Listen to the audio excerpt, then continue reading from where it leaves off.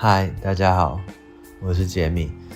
今天是跟着美国高中出去毕旅4天的第一天。那我们要去的地方位在于美国的 Arizona 的 Harvest Lake。那这4天都会以水上活动为主，那就让我们看下去吧。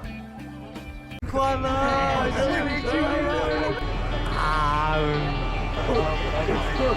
！You were.